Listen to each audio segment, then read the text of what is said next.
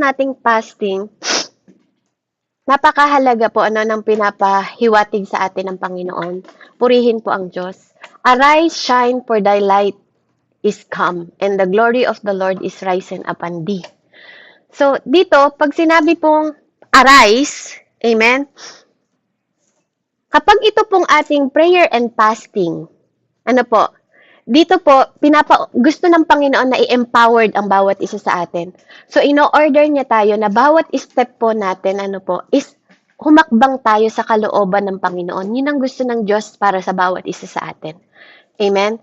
Kaya nga, bawat pinagkakaloob na anointing ng Panginoon sa atin, o yung mga unction, o yung mga ginagawa po natin, at hindi po yun nagpa-function sa bawat buhay natin, itong pagpa-fasting and prayer na ginagawa po natin, mawawalan po ng kabuluhan. Kapag hindi tayo nag-a-arise. Amen? Kapag hindi tayo nag-elevate, hindi po tayo natututo po na gampanan nating mga mananampalataya, yung sinasabi po ng Panginoon sa atin. Kaya nga mga kapatid, hindi po basta pag sinabi po na nagpapayag ang Panginoon na kailangan nating mag-fasting, mag-prayer po, hindi po to basta nagiging dapat familiar lang tayo, hindi po ganun. May mga dahilan po kung bakit tayo inaano ng Panginoon kasi gusto niya po tayong i-empower. Amen? Katulad po ni Samson, may mga bagay na kung mababasa nyo at mapapansin nyo na hindi man po sinulat ng Panginoon sa Bible po, makikita natin doon na na-delay po si Samson. Even po si Joseph, na-delay po si Joseph. Kasi sa panaginip ni Joseph, kasama niya yung nanay at tatay niya doon. Amen? Pero nung nakatagpo niya yung mga kapatid niya, tatay na lang niya buhay, patay na yung nanay niya. So, kung meron pong makikita nyo kung makaano nyo yung revelation ng Panginoon, doon nyo palang mapapansin na may delay. Ganon din si Samson. Binigyan siya ng lakas ng Panginoon, pero mas naano siya na humaling siya sa pag-aasawa, yung ganon po imbes na sabi nga ng Panginoon sa kanya is iano niya yung mga Palestine. Hindi niya pinace o hindi niya hinarap yung mga Palestine. May mga delaying siya kasi nga yung gusto niya yung mag-asawa, si Delilah, 'di ba, yung mga ganon. So yung anointing, amen, na pine-place sa atin ng Panginoon, hindi po yun ma-show up sa bawat isa sa atin. Kapag ini-empower tayo ng Panginoon, He empowered us to rise up. Para i-elevate tayo. Amen? Kaya nga minsan po, yung kapangyarihan ng Panginoon, inaalis po sa atin eh. Kapag nagpa-fasting tayo, ang ginagamit natin, yung ating, di ba, yung dinidisiplina natin, katawan natin.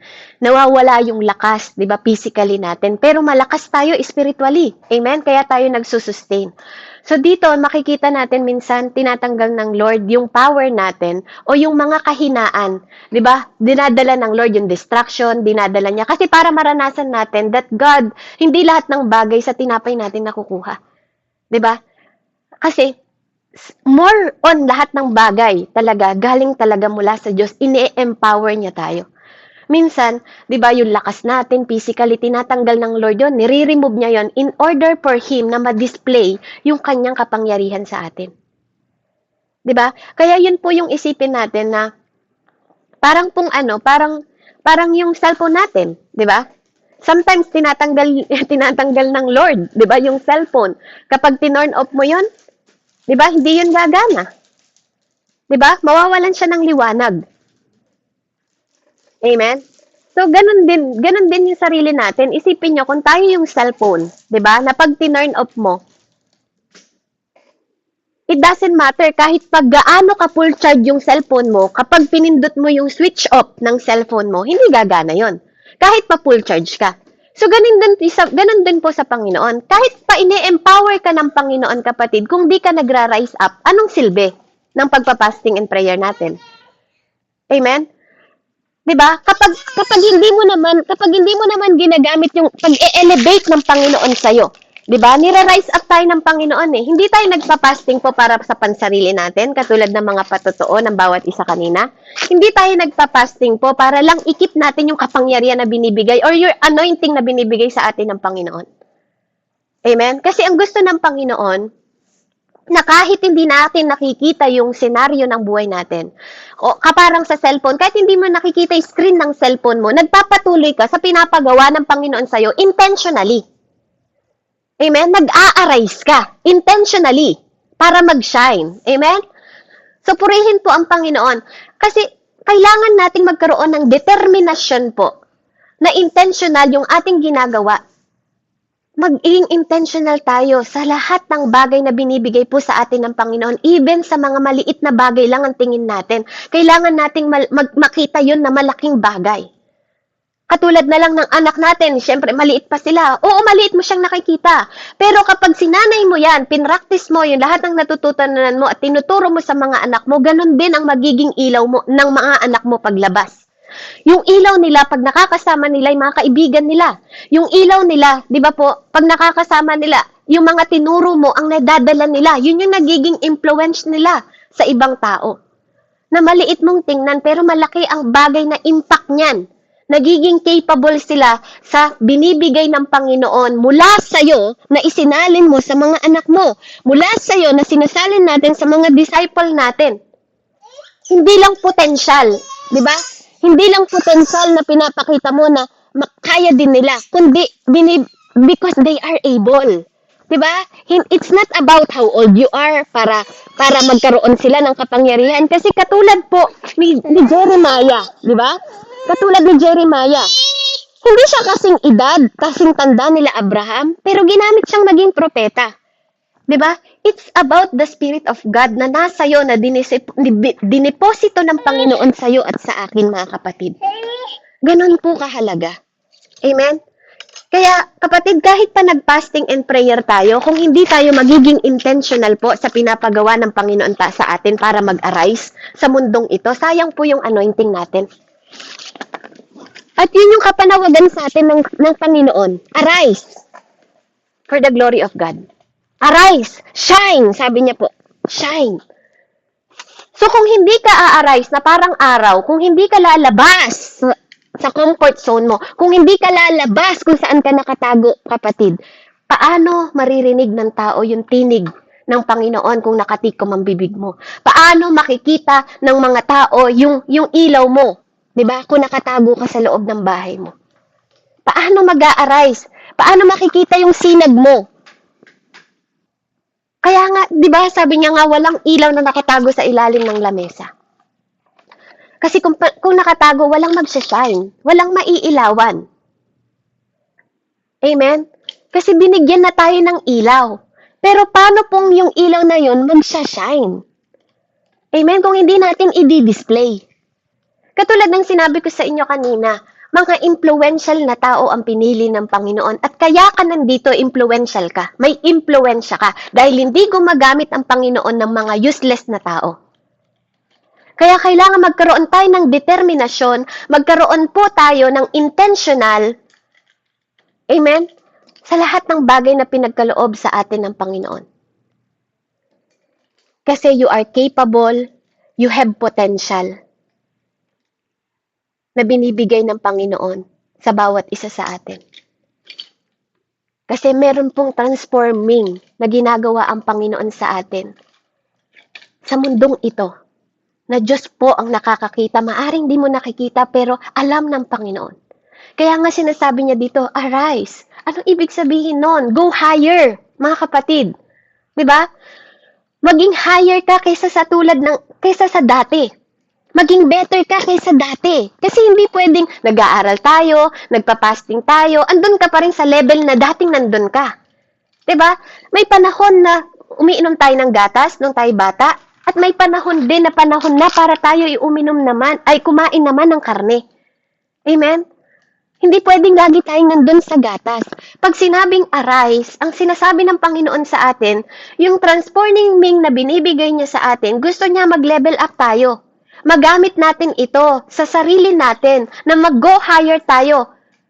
Hindi sa opinion ng tao, kundi sa Panginoon. Go higher than your weaknesses. Amen? Maging higher tayo kung yung weakness mo dati, dapat nag-grow na yon ng mas mataas. Diba? Go higher.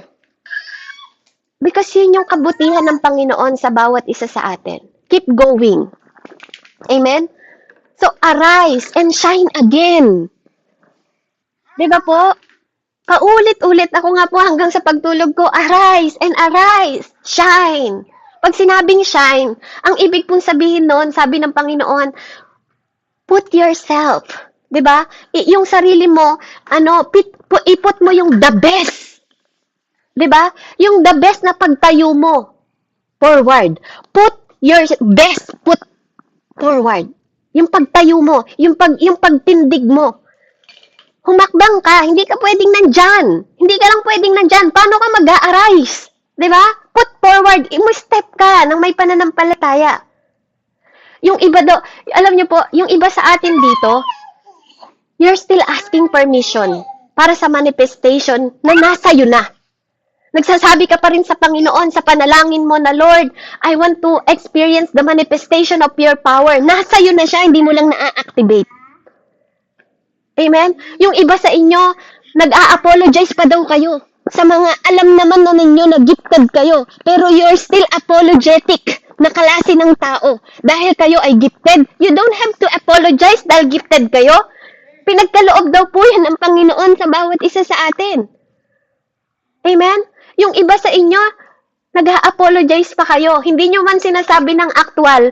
Sa panalangin ninyo, nag-a-apologize kayo na parang ayaw nyong ipakita na ginraise kayo ng Diyos more than sa ibang tao. But God wants to arise that. Gusto ng Panginoon na mag-shine tayo sa ibang tao. Yun po ang purpose ng ilaw natin. Mag-shine sa ibang tao. Kasi yun po yung desire ng Panginoon sa bawat isa sa atin. So stop being apologetic dahil ikaw ay gifted, dahil ikaw ay may grace ang Panginoon sa'yo. 'Di ba? Stop asking for manifestation dahil ang manifestation ay nasa iyo na, you have to activate. Amen? Hindi ka lang nag-a-arise, dapat nagsha-shine ka. Amen? Huwag po nating laruin. Kasi hindi tayo ginagamit ng Panginoon po yung binibigay sa atin ng Panginoon para maging fit in tayo dito sa mundong ito. Kasi yung mundong ito punong-puno po ng darkness. So kung ida-downplay mo lang o ibababa mo lang yung supposed to be na nag-i-stand out ka, nag-shine ka, 'di ba? Baliwala po. Kung hindi ka nagbe-best foot forward, kung hindi ka nag-i-step forward sa lahat ng bagay, kahit pa mag-fasting ka ng paulit-ulit, kapatid, kahit pa anointed ka, kung hindi ka naman nag-i-step forward, ano pong silbi nun? Kaya nga simple lang yung halimbawa sa atin, yung wisdom ng Panginoon. Kahit pa full charge yung cellphone mo kung naka-turn off, anong silbi? Amen? Kahit pa anointed ka, kargadong-kargado ka ng salita ng Panginoon, pero hindi ka nagiging intentional, ano pong silbi? Hallelujah, purihin ng Panginoon. Kaya ang panalangin ko po sa bawat isa sa atin, amen, na wag po nating hayaan ang oras na lumilipas, na yung self natin is andun pa rin tayo sa situation na dati. Kasi ito pong fasting and prayer natin is for elevation. Diba?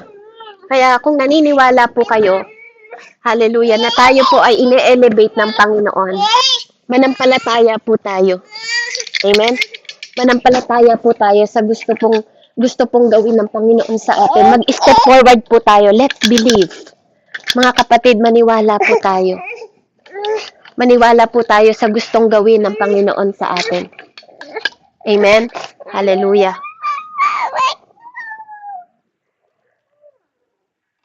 Hallelujah, Jesus. Thank you, Panginoon. Thank you, Lord. Kaya, pinapaalalahanan po tayo, no? Put your best. Mga kapatid, ilagay natin yung lagi nating the best sa bawat araw. Ilagay natin yung binibigay sa ating ng Panginoon na sitwasyon po. Gawin nating epektibo tayo. Gawin nating we are capable. Totoo po yun. Tayo lang minsan ang naglilimit sa sarili natin. We are gifted. You are gifted. Amen? Ako po, hindi ako nanghihingi ng apologize sa mga taong nakakaharap ko. Alam ko inside me, may diniposito ang Panginoon. Inside you, may diniposito ang Panginoon. Hindi tayo dapat mag-apologize doon. Kaya nga ako po, kahit nakakaranas po ako ng mga kritik ng mga tao, I want to be more better. Hinahangad ko lagi na mas maging the best pa yung paglilingkod ko sa Panginoon. Na huwag niyo akong makita na nagiging hambog ako. Na huwag niyo makita na mas better ako sa inyo, kundi gusto ko rin na makita ko yung better sa inyo na lumabas po yung sa inyo. Na kahit anong kritik ng mga tao sa atin, amen, gumagawa tayo for the glory of God, hindi po sa kritiko ng tao.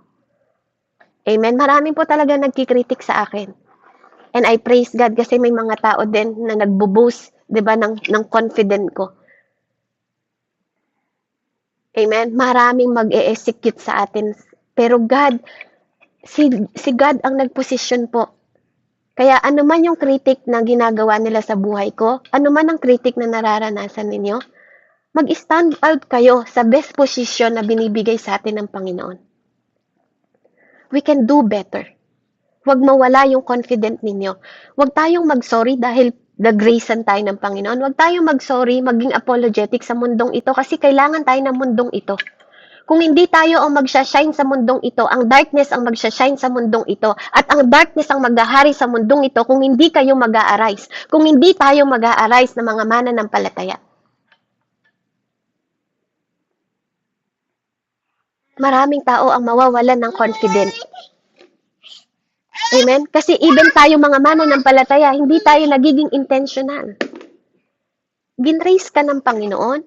Huwag mong i-undermine yung ginagawa po sa atin ng Panginoon. Huwag nating maliitin yung ginagawa kasi God want us to go higher. Yun po ang gusto ng Panginoon sa bawat isa sa atin. Kasi kung hindi tayo magdi-decision po na mag-go higher, paano po? Hindi lang to ngayon. Kailan? Kailan ka go higher? Kailan ka lalabas? Kailan ka maghahayag? Kapag namatay na yung kapitbahay mo?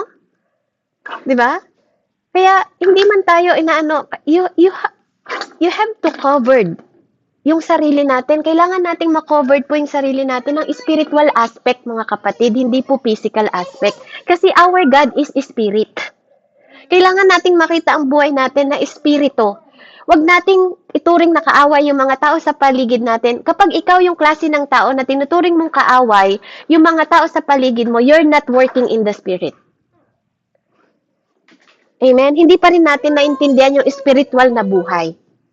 We are no longer in the physical po. Kailangan nagwo-work tayo in spiritual realm. Kaya lahat ng opportunity for spiritual na dinidisplay sa physically po, gusto pong malaman, gustong ipahatid sa atin ng Panginoon, hallelujah, na mga kapatid, we have to rise up. Kailangan nating lumabas. Kasi darating po, sa ayaw at sa gusto nyo, darating ang Panginoon, hindi natin mapipigil yun. At hindi lang tayo sisingilin ng Panginoon dahil po sa mga bagay, 'di ba, na ito. Kundi sa mga regalo din na pinagkaloob niya sa atin na hindi natin nagamit. Amen? Hindi lang siya magdidiwang dahil po sa mga binigay niya sa atin. Kapag atin po itong nagawa, kundi sasaluhan niya pa tayo. We are the bride of God. 'Di ba? Sasaluhan niya tayo celebrate po ng katagumpayan kasama ng Panginoon. And idodoblihin niya yun. Dodoblihin po ng Panginoon. Kaya nga, natatandaan ninyo nung si Mary po lumapit kay Jesus Christ, 'di ba? Doon sa wedding, 'di ba? At wala nang wine. Wala nang wine. Anong sabi niya? Pumunta siya sa kanyang anak na si Jesus Christ. At sinabi niya sa kanyang anak na wala nang wine. Ano sinabi ng Panginoon habang nakatingin sa kanya? Okay, anong gusto mong gawin ko? 'Di ba po? Tapos basta nag-walk away si Mary. Anong sabi niya sa mga tao, binilinan niya? Ano man ang sabihin niya, gawin ninyo. 'Di ba? Whatever he tell you, do it. Hindi niya na inantay kung anong sagot ng Panginoon. Kahit pa sabi ng Panginoon na hindi niya pa panahon. Kasi araw-araw ay panahon ng Panginoon. Araw-araw ay season ng Diyos. Araw-araw ay oras niya. Kapag para sa Diyos ang ginagawa daw natin, araw-araw ay Kanya. Araw-araw is for the glory of God, mga kapatid. Walang oras na hindi para sa Panginoon. Kasi siya ang oras. Siya ang oras. Amen? Kaya napakahalaga po ng elevation na to na pinapahayag po sa atin ng Panginoon. Amen? Kaya matutunan po nating mag-arise for the glory of God. Kasi pag di tayo nag-arise, mga kapatid, mahuhuli po ang lahat. Marami pong mapapahamak na tao. Maraming malulos. Amen? Hallelujah. Purihin po ang Panginoon. I hope and I pray po na yung elevation na binibigay sa atin ng Panginoon ay magkaroon din po tayo ng malalim na pangunawa mula sa ating Panginoong Hesukristo na hindi po tayo magtatambay na kung nasaan lang tayong elevation. Gusto po ng Panginoon na elevate tayo more higher po sa kung saan tayo dati. Amen? Mag-arise po tayo, mga kapatid. Ang mundong ito, kailangan tayo ng mundong ito para maipahayag po ang glory ng Panginoon sa bawat isa sa atin.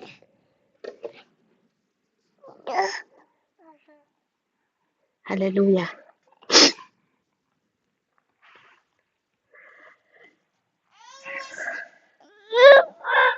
Amen. Kasi gusto pong gumawa ng Lord ng miracle sa bawat isa po, kung paano gumagawa po siya ng miracle noon. Pero kung walang tatayo, kung wala pong tatayo, paano po magagawa ng Panginoon yung miracle na gusto niya pong ipakita sa bawat isa? Hindi dahil gusto niya daw pong i-prove yung sarili niya, kundi gusto niya makita ng mga tao na siya yung Diyos noon, siya pa rin yung Diyos ngayon na gumagawa po ng miracle. Amen? So, tayo po, there is working sa miracle po. There is working sa anointing na binibigay ng Panginoon sa atin. So, work the anointing. Yung anointing na binibigay sa iyo ng Panginoon, sinasabi niya to sa bawat isa sa atin, kung naririnig mo to, work the anointing. Kailangan nating kumilos. We are anointed, mga kapatid. Kumilos po tayo. Amen? Magsalita po tayo. Huwag nating hayaan na ang mundong ito pinapatahimik po tayo. Kasi we can do miracle. Kapag sinabing work the anointing, ito po yung pinuput natin yung anointing to the test. Not because tinetest tayo ng Panginoon, kundi tayo po because you are positioned the anointing para mag-function. Diba? Pag sinabing work the anointing, kung walang tatayo na anointed na tao, paano magpa-function yung anointing sa bawat isa sa atin na dineposito ng Panginoon? Amen? Kaya napakahalaga po ng work the anointing. Huwag mo lang hayaan na nakadeposito sa iyo yan. Kung may pinapahayag po ang Panginoon, work forward. Work forward. Arise and shine, mga kapatid. Keep going. Sabi nga niya doon, for thy light has come, and the glory of the Lord risen upon thee. The light has come. Darating po ang ilaw. Meaning now, God is highlighted you. Ina-highlight ka ng Panginoon. Amen? Kaya ako po hindi ko sasabihin na ito lang yung season because I believe po na walang season sa spiritual. Pagdating sa spiritual, wala pong panahon doon. Lahat ay panahon. Alam niyo yun, lahat ay oras. God is highlighting you, Ate Jane. Ano man ang naranasan mo, God is highlighting you, Ate Melda, Ate Billie Jean, Nanay Selena, Pastora Jesusa, Ate Meds, Nay Andrea, Ate Joy, Ate Therese. God is highlighting you from today. From today. Hallelujah. From today, yun po ang ilagay ninyo that God is pointing you out from today. God is lifting you up from today. God wants you to show off. Diba? I-show natin yung light natin. Kasi hindi maipuput ng Lord yung spotlight sa atin kung nilalaro natin yung mga bagay na binibigay sa atin. Kung binababaan natin yung tingin, hina-highlight tayo ng Lord pero pinapatay natin yung ilaw natin. If you don't arise at hindi ka magsha-shine, yung light po, hindi to mag-iilaw. Amen? So kahit ano pang business ang maisip mo, kung hindi mo haakbangan ng business, hindi mo alam kung magkiklik yun. Kung pag sinabi ng sa'yo ng Panginoon na maghayag ka, kung hindi ka maghahayag, hindi mo alam kung may maliligtas kasi hindi mo hinahakbangan. Amen? Ganon din po. Ganon din po, spiritual at physical pareho po pag di natin hinakbangan at di tayo nag-stand out doon. Kasi si Satan, dinidesire niya na i-dim yung light mo, na huwag kang mag-ilaw sa mundong ito. Gusto niyang mawala yung ilaw mo at huwag mong payagan yon. Amen? Patuloy ko pong inuulit sa bawat isa sa atin. Don't allow the enemy to put you down. Huwag nating i-allow yung enemy po na hilahin tayo pababa. God wants you to rise. God wants us to shine. God wants us to experience His glory. Hallelujah.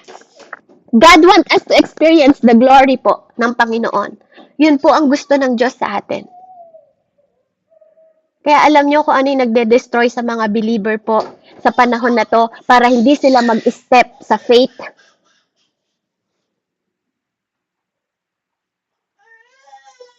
Hindi lang tayo basta nag-i-step sa faith natin.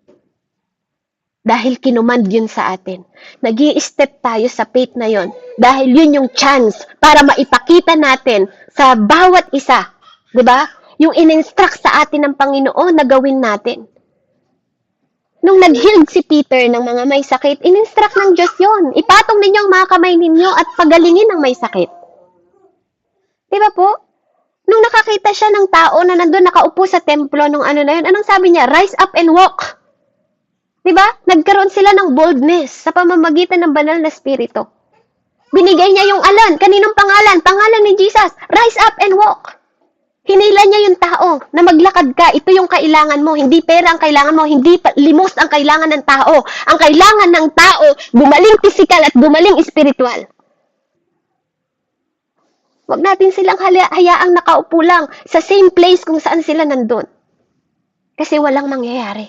Hilahin natin sila. Alam niyo kung bakit ako tumutulong, kung bakit nililip up ko at binoboast ko yung mga tao na willing sila na mag-share ng gospel kasi yun yung pinagkatiwala sa akin ng Panginoon. And pakiramdam ko, at yun yung utos ng Lord sa akin, tulungan may tao na yan. Kaya para kasama ko rin kayo. By the Spirit, kasama ko rin kayo na naghahayag. Kasama ko yung mga misyonaryo na naghahayag. Hindi ako nagtatapon ng pera kasi alam ko, I'm anointed sa part na yon. At gagawin ko yon hindi para sa kayabangan, kundi gusto ko na magkaroon ng confident yung mga mananampalataya kasi bihira sa mananampalataya ang humahakbang para mag-share ng gospel. Amen? Sayang yung anointing ng mga bold na tao kung hindi bibigyan ng pagkakataon. Bakit kailangan nating hilahin pataas yung mga tao? Kasi tayo yung pinosisyon ng Panginoon, mga kapatid. Huwag nating iwanan na nakasit lang sila sa same place. Paulit-ulit nating nakikita na nakaupo lang sila. Bakit hindi natin sila i-pull up?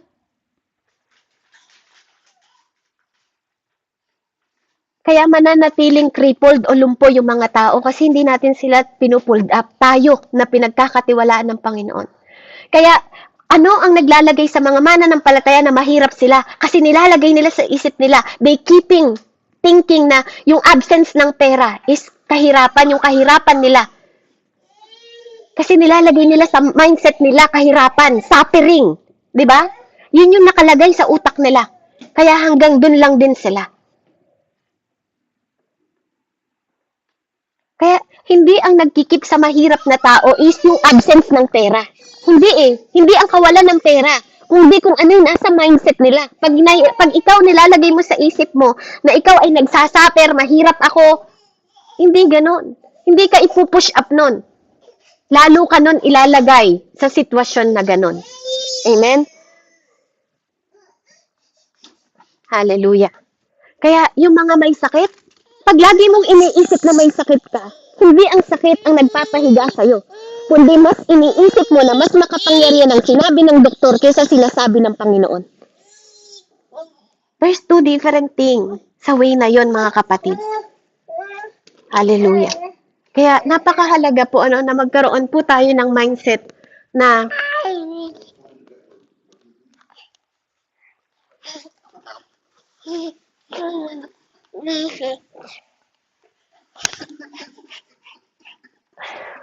thanks. Magkaroon po tayo ng mindset na above. Amen? Hindi sa mindset ng mundong ito, kundi rise up, mga kapatid. Rise up. Believe in the Word of God. Mas i-empower natin yung dinedeposito ng Panginoon sa atin na pangako kasi yun yung mga bagay na fulfillment ng Lord. Yung mindset natin napakahalaga. Sabi sa Proverbs, kung anong nilalagay mo sa isip mo, yun yung mangyayari sa'yo. Hindi nilalagay sa prayer mo, Kung anong nilalagay mo sa isip mo, yun ang mangyayari sa'yo. Kaya ano yung bagay na nagpapahinto sa mga tao kung bakit sila nagiging stagnant at bakit sila nagkakaroon ng absence? Para ma-open yung mga border, para ma-open yung mga resources na binibigay ng Panginoon sa atin. We are royal priest sa lahat ng nation. Pero bakit nasasaraduhan? Kasi daw hindi natin ginagamit. Amen? Hindi natin pinupush. Kaya nananatiling lock kahit na pinapalaya ng Panginoon, kahit ina-unlock ng Panginoon. Kaya magkaroon po tayo ng mindset po na hindi lang natin gustong mabuhay sa mundong ito. Yung buhay natin, gawin nating worthy. Amen? Katulad ng ginawa ni Jesus Christ sa loob ng 33 years, mga kapatid. It's not about how old you are, but how much you did for the kingdom of God. Amen? Kaya, maunawaan po natin yung elevation na ginagawa po sa atin ng Panginoon.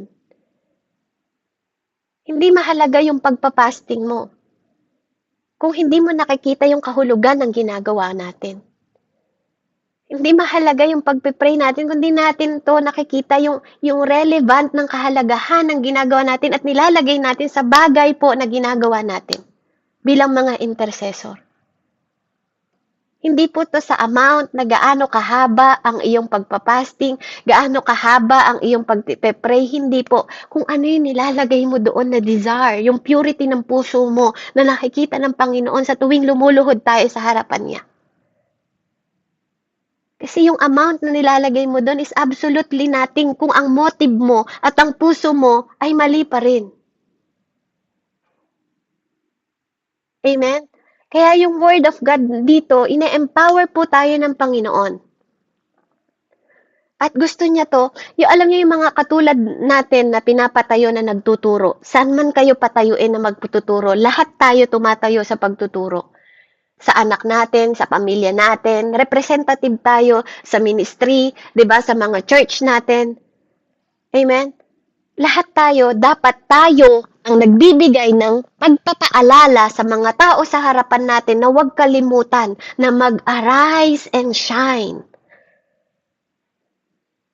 Because the glory of God is upon you. Amen? So kung walang magsasabi nito sa kanila, at walang magpapaalala nito sa kanila, sino?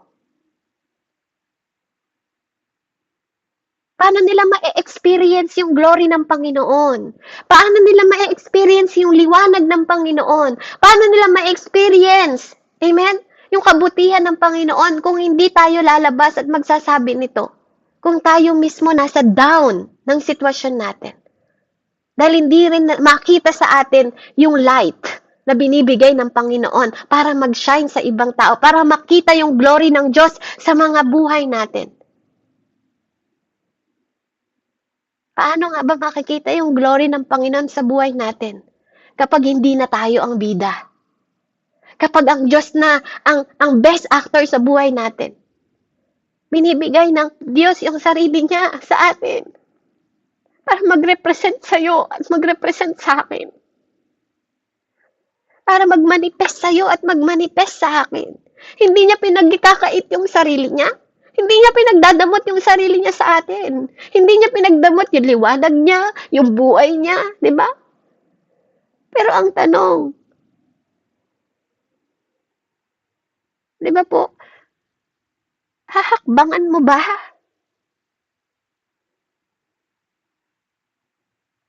Kasi pag hinakbangan mo to, kailangan wala kang question kasi alam mo that God is upon you. Kaya ngayong oras na to, dapat lagi mong iniisip that the Spirit of the Lord is with you. 'Di ba? Buong puso mo, kaluluwa mo, wala kang question doon. Keep going, mga kapatid. Keep going. Ang Diyos, ipoprove niya yung sarili natin. Ay, yung sarili niya sa atin. Totoo po yun. Kaya nga kanina gusto kong hingin yung mga patutuon ninyo kasi gusto kong makita kung gaano kabuti ang Panginoon sa inyo, hindi lang sa buhay ko, kundi paano kayo nilagay ng Lord dyan. Kasi naniniwala ako na hindi lang ako ang ine-elevate ng Panginoon, kayo din. And kailangan ine-elevate din yung the way na mag-service tayo sa Panginoon para makita yung glory ng Panginoon sa buhay natin. Na anuman ang sitwasyon ng buhay natin, di natin nakikita yon. Ang nakikita natin kung paano magsha-shine ang Diyos sa buhay natin. That is the Word of God.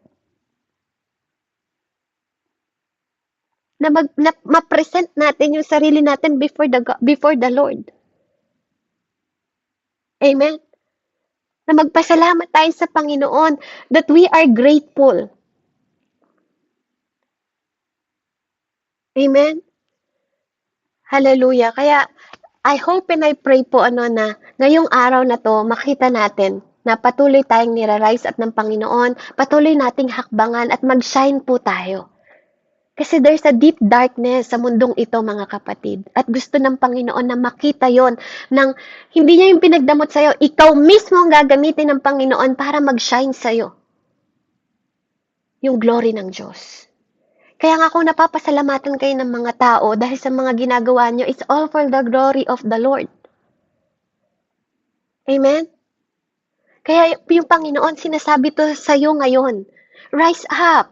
Kung ano man yung limitasyon na nagbibigay sa'yo, rise up. Kung ano man kahinaan na nagbibigay sa'yo, rise up. Ano man yung mga bagay na iniisip mo na nagpapahina sa'yo, rise up.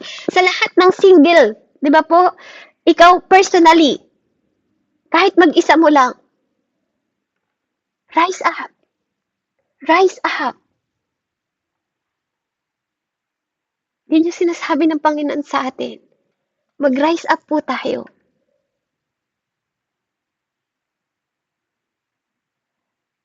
Makita yung liwanag natin and rise up above it. Rise up, mga kapatid. Kailangan nating mag-shine. Kailangan nating mag-shine sa mundong ito. Kaya kung magre-remain ka lang kung saan kang lugar dati, you will never see the glory of God. You will never see the power of God. Hindi mo makikita ang kabutihan ng Diyos. Hindi mo makikita ang kagandahan ng gustong gawin ng Panginoon sa buhay mo kasi ayaw mong hakbangan. Arise and shine again. Arise and shine again. Yan po yung sinasabi ng Panginoon sa atin. Amen? Hallelujah. Kaya, hallelujah, Lord, maraming salamat sa Panginoon sa ginagawa niya sa buhay natin. Patuloy po tayong magpasalamat. Hallelujah. Dahil naniniwala ako na ikaw at ako para sa iyo yung message na to. Amen? Let's pray. Father, we thank you, Panginoon. We love you, Panginoon, and we bless you. Salamat, Panginoon. Wala pong mga salita Ama, na pwede pa naming ibigay, kundi sa pasasalamat, Panginoon namin, mula sa first day na nagpasting kami, Panginoon, hanggang sa huling araw, Panginoon, at oras na nagpasting kami. Hallelujah, na binrake namin yung fast, O God. Patuloy kaming magre-rejoice, magagalak, Panginoon, sa lahat ng bagay at oras na dinedeposito mo sa bawat buhay namin. Sa lahat ng araw, Panginoon, na ina-unlock mo, Panginoon, sa bawat buhay namin. Sa bawat araw, Panginoon, na pinuposisyon mo kami, lagi mo kaming pinuposisyon kahit na nagkukulang kami sa iyo. Sineset us mo yung place, Panginoon, of elevation, Ama, sa bawat isa sa amin. Yung path, Panginoon, ng elevation para i-ship mo sa bawat isa sa amin. Yung mga lugar, Panginoon, na ino-ordain mo para mag-rise kami, Panginoon, para makita ang kabutihan mo sa buhay namin, para mag-glorify ka namin, Ama. Hallelujah. Salamat, Lord, sa elevation na sinip mo, Panginoon, sa loob, Panginoon, ng araw na nagpasting kami at nanalangin, Ama. Salamat po. We give you all the gratitude, Father God. Salamat sa mga bagay na ino-ordain mo sa buhay namin, sa mga bagay na ginagawa mo, sa mga bagay na ina-accomplish mo, every single one of us, Panginoon, sa loob ng gawaing ito, sa buhay ni Ate Jane, ni Ate Melda, ni Ate Billie Jean, ni Nanay Selena, ni Pastor Jesusa, ni Ate Mel, si Nanay Andrea, ni Ate Joy, ni Ate Therese, Panginoon. Lord, salamat, O Diyos, sa lahat ng mga established, Panginoon, na bagay na dineklara namin, Panginoon, sa aming mga buhay, O God. Lord, maraming salamat po, Panginoon. Hallelujah, Lord. At Lord, nananampalataya ako, naniniwala ako na walang tao, walang spirit, o walang kapangyarihan ng kasamaan, Panginoon, ang mag-o-oppose sa bawat isa sa amin, Lord God, in the mighty name of Jesus. Wala silang kapangyarihan sa amin, Panginoon. Wala silang karapatan sa amin, Panginoon, kundi ikaw lang, O Diyos. Hallelujah. Ama, maraming salamat po sa decree na ginagawa mo over us, O God, in the mighty name of Jesus. Hallelujah. Maraming salamat, Panginoon, na patuloy mo kaming pinapanatiling malakas, Panginoon, na hindi kami mababreak, not because kami malakas, but ikaw ang nag-iingat sa amin, ikaw nagpapalakas sa amin, nire-receive namin, Panginoon, ang lahat ng bagay na inordain mo sa amin, O God, lahat ng bagay na pinagagawa mo sa amin, kung paanong inaayos mo yung posture namin, hallelujah, Lord, sa buhay namin, Panginoon, Lord, maraming salamat po, Ama. Kaya, Lord, patuloy kaming magpapasalamat sa iyo, sasamba sa iyo, magpapatuloy, Panginoong, maglingkod sa iyo. Hallelujah. At maranasan namin, ma-encounter namin yung kapangyarihan mo. Mag-step kami na matatag kami at alam naman ang posisyon namin at pundasyon namin sa harapan mo, O Diyos.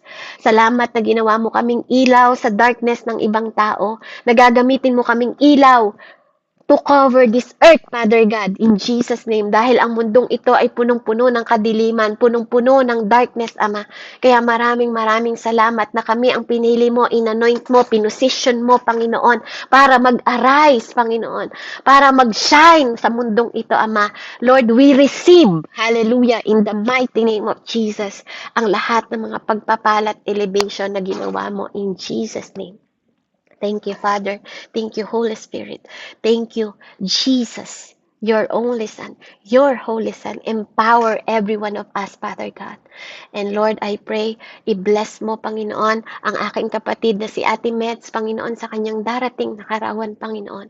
Patuloy siyang mapagpala, O Diyos, in the mighty name of Jesus. Dakilang Ama, in Jesus' name.